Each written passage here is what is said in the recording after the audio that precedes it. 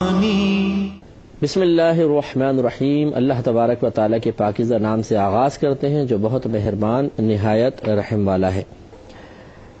امام بخاری رحمۃ اللہ علیہ نے ایک باب قائم کیا تھا، باب ما جاء فی غسل البول، یعنی پیشاب کو دھونے سے متعلق جو کچھ احادیث میں آیا ہے اس کا باب۔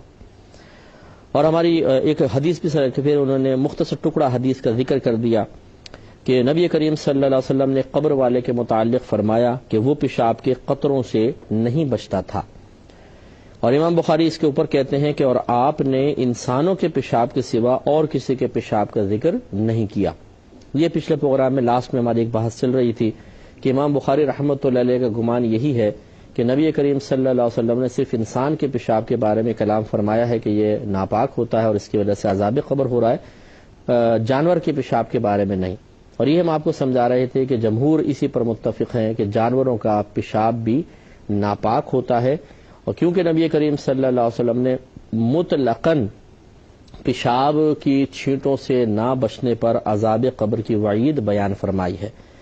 اس لیے پھر ہم مشورہ دے رہے تھے آخر میں دوبارہ ایک دفعہ خلاصہ کلام ذکر کرتے ہوئے کہ ہمارے بہت سے بھائی پیشاب کی چھینٹوں سے نہیں بچ پاتے ہیں، ایسے واش روم ان کو بعض اوقات نہیں مل پاتے ہیں، ایسی جگہ نہیں مل پاتی ہے جہاں وہ تسلی سے پیشاب کر لیں، تو وہ پرواہ نہیں کرتے، پھر جہاں مرضی وہ کر دیتے ہیں پیشاب، پھر وہ پیروں میں ٹانگوں میں گر رہا ہوتا ہے، رانوں میں گر رہا ہوتا ہے، کپڑے آلودہ ہو رہے ہوتے ہیں، پرواہ نہیں ہوتی ہے۔ اسی طریقے سے چھوٹے بچوں کو جب گود میں لیا جاتا ہے بہت احتیاط کرنی چاہیے۔ اگر اچانک بچے پیشاب کر دیں تو ٹھیک ہے، وہ تو ہمیں نہیں پتا،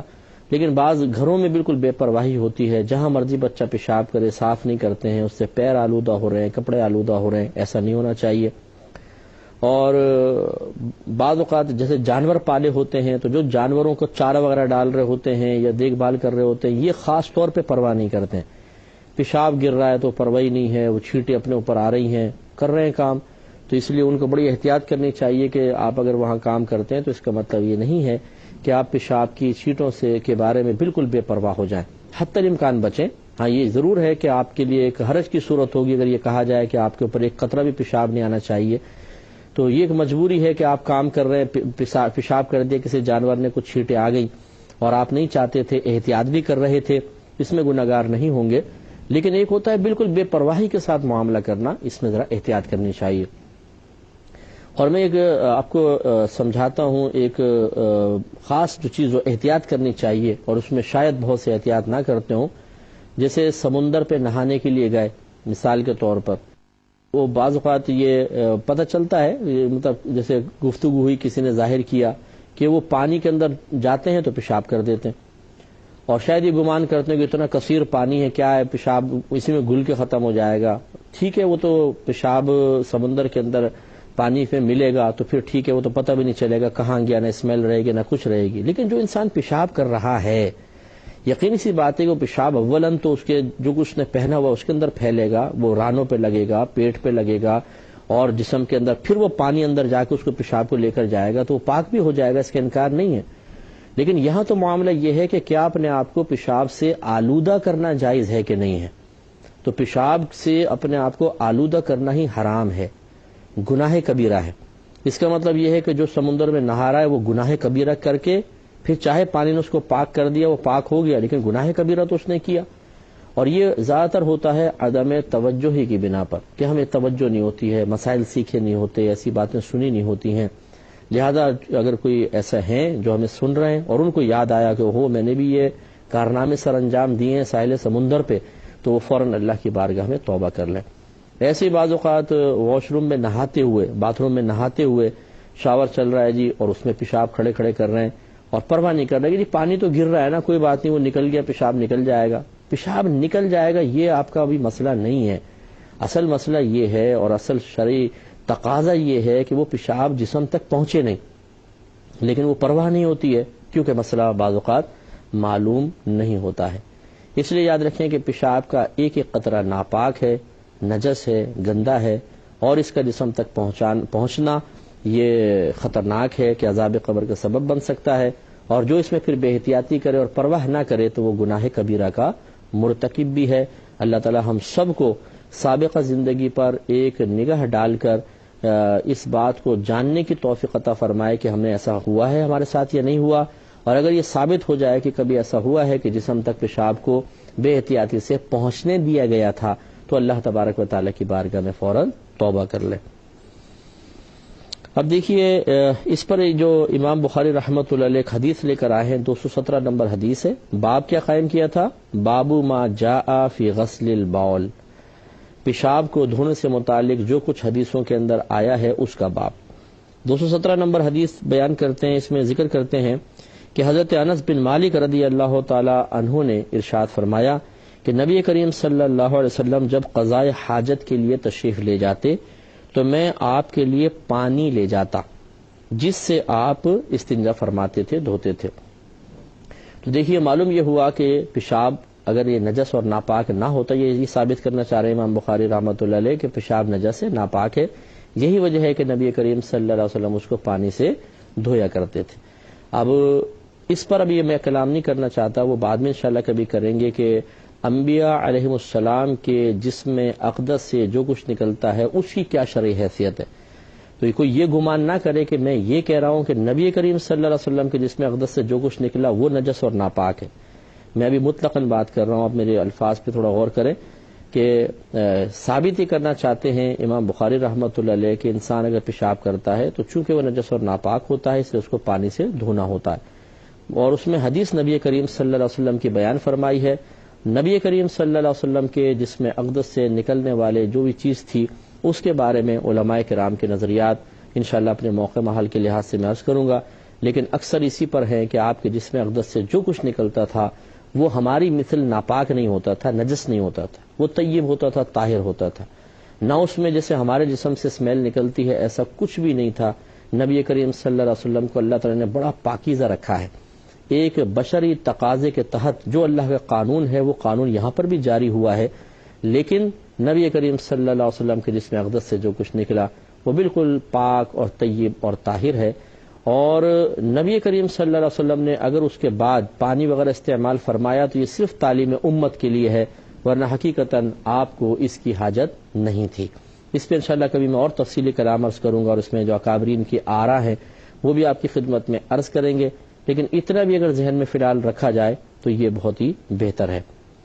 آگے آپ نے مزید باب قائم کیا ہے اور اس میں پھر وہی حدیث پاک لے کر آئے ہیں جو ہم نے آج اس سے پہلے والے پروگرام میں بیان کی تھی کہ دو سرکار صلی اللہ علیہ وسلم دو قبروں کے پاس سے گزرے اور ان پر عذاب ہو رہا تھا، وہ پھر دوبارہ یہاں پہ ذکر کی ہے۔ اور میں نے پہلے بھی آپ کو وضاحت کی تھی کہ امام بخاری رحمۃ اللہ علیہ بعض اوقات ایک ایک حدیث کو کئی مقامات پر لاتے ہیں، کئی مقامات پر تکرار کے ساتھ لے کر آتے ہیں، تو جہاں پر یہ تکرار کے ساتھ آئے گی ہم ضروری سمجھیں گے تو مزید اس میں کوئی کلام کر لیں گے، ورنہ تیزی کے ساتھ آگے بڑھ جائیں گے۔ 218 نمبر حدیث پاک ہے، حضرت ابن عباس رضی اللہ تعالی عنہما ہی اس کے راوی ہیں۔ یہ کہتے ہیں کہ نبی کریم صلی اللہ علیہ وسلم دو قبروں کے پاس سے گزرے تو آپ نے فرمایا کہ ان دونوں کو ضرور عذاب دیا جا رہا ہے، اور ان دونوں کو کسی بڑی چیز کے سبب عذاب نہیں دیا جا رہا، بلکہ ان دونوں میں سے ایک شخص تو پیشاب کے قطروں سے نہیں بچتا تھا اور دوسرا شخص چغلی میں مبتلا تھا۔ پھر آپ نے ایک تر شاخ کو لے کر اس کے دو ٹکڑے کر دیے، آدھے دو ٹکڑے کر دیے، پھر ہر قبر میں ایک ٹکڑے کو گاڑ دیا۔ پہلے والی حدیث میں تھا کہ آپ نے ٹکڑا رکھ دیا، دوسری میں ہے کہ آپ نے گاڑ دیا۔ تو صحابہ نے پوچھا یا رسول اللہ صلی اللہ علیہ وسلم آپ نے ایسا کیوں کیا؟ تو آپ نے ارشاد فرمایا کہ شاید جب تک یہ شاخیں خشک نہیں ہوں گی ان کے عذاب میں تخفیف ہوتی رہے گی۔ اب یہ عربی میں لفظ ہے لعل، جس کا اردو میں ترجمہ ہوتا ہے شاید، اور جب ہم شاید کا لفظ کہتے ہیں تو یہ وہاں کہتے ہیں جہاں یقین نہیں ہوتا، شک و شبہ ہوتا ہے، کہ جیسے مثال کے طور پہ ہم کہیں لعل زیدن حاضر، شاید زید آ گیا ہوگا، تو یہ شاید کے لفظ وہاں کہتے ہیں جب ہمیں پختہ یقین نہیں ہوتا۔ اچھا، اب نبی کریم صلی اللہ علیہ وسلم جو کچھ خبر دیتے ہیں اس میں شبے کی گنجائش نہیں ہوتی ہے، کیونکہ وہ اللہ تبارک و تعالیٰ کی طرف سے الہام ہوتا ہے یا وحی ہوتی ہے جس کو آپ ہم لوگوں تک پہنچا رہے ہیں۔ اور اگر ایک نبی ہی اللہ تعالیٰ کی طرف سے آنے والے الہام میں یا اس کی طرف سے کی گئی وحی میں شک میں مبتلا ہو تو بتائیے پھر تو ہر چیز مشکوک ہو جائے گی۔ لہذا یہ مسلمہ پھر اصول یاد رکھیں جو علماء اسلام نے لکھا ہے کہ اگر اللہ تبارک و تعالیٰ قرآن عظیم میں لعل کا لفظ اپنے لیے استعمال کرے اپنے کسی کلام میں، یا نبی کریم صلی اللہ علیہ وسلم استعمال کریں تو اس میں یقین والا معنی ہی ہوگا، شاید والا معنی نہیں ہوگا۔ لہذا اگر آپ اور میں اپنے کلام کریں گے تو ہم لعل کا ترجمہ شاید والا کریں گے، لیکن اگر اللہ تعالیٰ اس کے رسول کی کسی عبارت کا، یعنی قرآن کی آیت ہے یا حدیث کا ہم ترجمہ کر رہے ہیں تو لعل کا ترجمہ ایسا کریں جس سے شاید والا مفہوم حاصل نہ ہو بلکہ یقین والا ہو۔ میں نے جو ابھی شاید کا یہ ترجمہ کیا وہ اسی بات کو سمجھانے کے لیے کیا ہے، پہلے میں نے کیا ہے ترجمہ اس وجہ سے تاکہ پہلے اس کا لفظی ترجمہ آپ دیکھ لیں، اور اب ہم ایک معنوی ترجمہ جو واقعی یہاں پہ مقصود شرع ہے وہ ترجمہ آپ کی خدمت میں عرض کر دیتے ہیں، اور وہ یہ ہے کہ سرکار صلی اللہ علیہ وسلم نے گویا کہ فرمایا کہ جب صحابہ نے پوچھا کہ آپ نے ایسا کیوں کیا تو آپ نے فرمایا اس لیے تاکہ جب تک یہ شاخیں تر رہیں ان کے عذاب میں تخفیف ہوتی رہے۔ اب ہم شاید کا ترجمہ نہیں کریں گے کہ لفظی ترجمہ تو یہی ہے، جب یہاں پہ آپ عبارت دیکھیں کہ سرکار فرما رہے ہیں کہ شاید جب تک یہ تر رہے ان کے عذاب میں کمی رہے، تو اس کا مطلب یہ تو شبہ ہے خود سرکار کو، حالانکہ آپ نے یہ جو عمل کیا اپنے پاس سے تو نہیں کیا ہوگا، یہ اللہ تبارک و تعالیٰ کی طرف سے الہام کردہ چیز پر عمل ہے، اور اللہ تعالیٰ کا الہام جب نبی کے قلب پہ وارد ہوتا ہے تو اس میں شیطانی مداخلت کا اندیشہ ہی نہیں ہے، اس کا مطلب ہے وہ یقینی چیز ہے، اس لیے ترجمہ ایسا یقینی ہی کرنا ہوگا۔ لہذا یقینی ترجمہ پھر یہ ہے کہ نبی کریم صلی اللہ علیہ وسلم نے ارشاد فرمایا کہ میں نے ان دونوں شاخوں کو اس لیے اس میں گاڑا کہ جب تک یہ تر رہیں گی ان کے عذاب میں تخفیف ہوتی رہے گی۔ تو گویا کہ ایک یقینی بات ہے کہ جب تک ہم قبر پہ کوئی چیز ڈالتے ہیں جو تر ہوتی ہے، چاہے وہ پھول کی شکل میں ہو، چاہے پتیوں کی شکل میں ہو، چاہے یہ شاخوں کی شکل میں ہو، تو جب تک وہ تر رہیں گی وہ ذکر الہی کریں گی، ذکر الہی کریں گی تو رحمت کا نزول ہوگا، رحمت کا نزول ہوگا تو مردے پر آسانی رہے گی اور عذاب میں کمی ہوگی۔ آگے چلتے ہیں، اب ایک اور حدیث لے کر آئے ہیں، چونکہ پیشاب کی بات چل رہی ہے تو امام بخاری رحمۃ اللہ علیہ نے ایک اور باب قائم کیا ہے۔ باب یہ ہے باب ترک نبی صلی اللہ علیہ وسلم والناس العرابیہ حتی فرغ من بولہ فی المسجد، یعنی نبی کریم صلی اللہ علیہ وسلم اور آپ کے اصحاب کا ایک اعرابی یعنی دیہاتی صحابی کو چھوڑ دینا یہاں تک کہ وہ مسجد میں اپنے پیشاب سے فارغ ہو جائے، اس پہ ایک حدیث لے کر آئے ہیں۔ وہ حدیث دیکھیں کیا ہے، حدیث نمبر 219 ہے اور اس کے راوی حضرت انس بن مالک رضی اللہ تعالی عنہ ہیں۔ انس بن مالک رضی اللہ تعالیٰ عنہ کہتے ہیں کہ نبی کریم صلی اللہ علیہ وسلم نے ایک دیہاتی کو مسجد میں پیشاب کرتے ہوئے دیکھا، یعنی آپ اپنے اصحاب کے ساتھ مسجد نبوی میں آئے تو دیکھا کونے میں بیٹھ کے پیشاب کر رہے ہو، آپ نے فرمایا اس کو چھوڑ دو۔ اب یہاں بیچ میں تذکرہ نہیں آیا، وہ اگلی حدیثوں میں آئے گا صراحتاً کہ صحابہ کرام نے اس کو روکنا چاہا، جیسے ہمارے ہاں ہو اگر کوئی بچہ مسجد میں آ کے پیشاب کر دے تو ہم ایک دم بھاگیں گے، اور جو پکڑو پکڑو دیکھو پیشاب کر ہٹاؤ اس کو، ہٹاؤ یہاں سے ہٹاؤ۔ ایسے صحابہ کرام نے چاہا کہ اس کو تیزی کے ساتھ روکیں تو سرکار نے فرمایا ٹھہر جاؤ، اس کو چھوڑ دو۔ آپ نے فرمایا اس کو چھوڑ دو، حتیٰ کہ جب وہ پیشاب سے فارغ ہو گیا تو آپ نے پانی منگا کر اس جگہ پر بہا دیا۔ اس حدیث میں فقط اتنا ہی ہے، ابھی آگے اور اس میں اضافہ ہو کر امام بخاری اس کو ذکر کریں گے۔ میں پہلے پوری حدیث جو آگے آنے والی ہے وہ مفہوم ذکر کر دیتا ہوں، پھر تاکہ آگے حدیثیں آتی رہیں تو ہم اس کو دیکھتے رہیں گے۔ تو ان تمام حدیثوں کا خلاصہ یہ ہے کہ سرکار صلی اللہ علیہ وسلم ایک دفعہ مسجد میں تشریف لائے تو ایک عرابی دیہاتی صحابی جو ابھی آداب مسجد سے واقف نہیں تھے، یہ نہیں تھا کہ ان کو پتہ تھا مسئلہ اور پھر انہوں نے کیا، پھر تو گناہ کبیرہ ہوتا ان کے لیے، تو ان کو معلوم نہیں تھا اور تو وہ پیشاب کر رہے تھے۔ تو نبی کریم صلی اللہ علیہ وسلم کے اصحاب نے چاہا کہ ان کو تیزی سے روکیں، رحمت کونین صلی اللہ علیہ وسلم نے فرمایا کہ اس کو چھوڑ دو، کرنے دو پیشاب۔ جب انہوں نے پیشاب کر لیا تو رحمت کونین صلی اللہ علیہ وسلم نے ان کو اپنے پاس بلایا، اس حدیث میں نہیں ہے آگے آئے گا، اپنے پاس بلایا اور بڑی نرمی کے ساتھ ان کو سمجھاتے ہوئے ارشاد فرمایا کہ دیکھیں مسجد پیشاب کرنے کے لیے نہیں بنی، یہ تو اللہ تعالیٰ کے ذکر کے لیے ہے، نماز کے لیے، اللہ کے ذکر کے لیے۔ تو عرابی نے کہا کہ ٹھیک ہے میں آئندہ احتیاط کروں گا، وہ چلے گئے۔ اس کے بعد نبی کریم صلی اللہ علیہ وسلم نے پانی کا ایک ڈول منگایا اور اسے پیشاب پر بہا دیا۔ یہ ہے حدیث پاک۔ اب ذرا ہم اس پہ پہلے تبصرہ کر لیتے ہیں کہ نبی کریم صلی اللہ علیہ وسلم صحابہ کے ساتھ تشریف لائے تو ایک عرابی صحابی کو دیکھا کہ وہ مسجد میں پیشاب کر رہے ہیں۔ اس کا مطلب یہ ہوا کہ یہ اس زمانے میں بھی تھا کہ ہر شخص فوری طور پہ صاحب علم نہیں ہو گیا تھا، بتدریج لوگوں نے علم سیکھا ہے۔ یہ نہیں ہے کہ جیسے کوئی ایمان لے کر آتا تھا تو تمام علوم اس کو فوراً حاصل ہو جاتے تھے، بلکہ صحابہ کرام علیہم رضوان میں بھی دو قسم کے لوگ ضرور تھے۔ ایک صاحب علم تھے اور ایک صاحب علم نہیں تھے، یعنی ان کو بہت کم علم حاصل تھا، وہ سیکھتے تھے دوسروں سے۔ اور پھر جو صاحب علم تھے ان میں پھر دو گروپ تھے، ایک مجتہد صحابہ تھے اور ایک غیر مجتہد صحابہ تھے۔ جیسے حضرت ابو ہریرہ رضی اللہ تعالی عنہ کثیر احادیث کے راوی ہیں، لیکن آپ میں وصف اجتہاد نہیں تھا، یعنی آپ مسائل نہیں نکال سکتے تھے، قیاس نہیں کر سکتے تھے صحیح طریقے سے، جبکہ خلفائے راشدین ابو بکر صدیق، عمر فاروق، عثمان غنی، حضرت علی کرم اللہ وجہ الکریم ورضی اللہ تعالی عنہم، اس طرح عبداللہ بن مسعود بہت بڑے عالم تھے، ابن عباس رضی اللہ تعالیٰ عنہ، یہ مجتہد صحابہ تھے۔ حضرت معاذ بن جبل رضی اللہ تعالیٰ عنہ بہت بڑے مجتہد صحابی تھے۔ تو یہ ان کا مقام سب سے زیادہ تھا علم کے لحاظ سے۔ پھر دیگر جیسے ابو ہریرہ رضی اللہ تعالیٰ عنہ، میں نے آپ کو بتایا کہ علم ہے لیکن وصف اجتہاد نہیں ہے۔ اور پھر تیسرا درجہ اس قسم کے کچھ تھے صحابہ کہ جو سرکار صلی اللہ علیہ وسلم کی صحبت میں باقاعدہ نہیں رہتے تھے اور ان کے پاس علم سیکھنے کے ذرائع بھی اتنے زیادہ نہیں تھے، تو ان سے پھر اس قسم کی خطائیں ہو جاتی تھیں۔ تو معلوم یہ ہوا کہ اگر ایک شخص علم نہیں سیکھتا ہے تو اس سے بعض اوقات ایک ایسا کام بھی سرزد ہو جاتا ہے جو معیوب ہے، معتوب ہے، یعنی وہ شریعت اس کو برا سمجھتی ہے، اس پہ عتاب نازل فرماتی ہے۔ اس لیے علم سیکھنا بہت ضروری ہوتا ہے۔ اگر ان دیہاتی صحابی نے علم سیکھا ہوتا تو کبھی بھی مسجد میں وہ بیٹھ کے پیشاب نہ کرتے۔ اسی لیے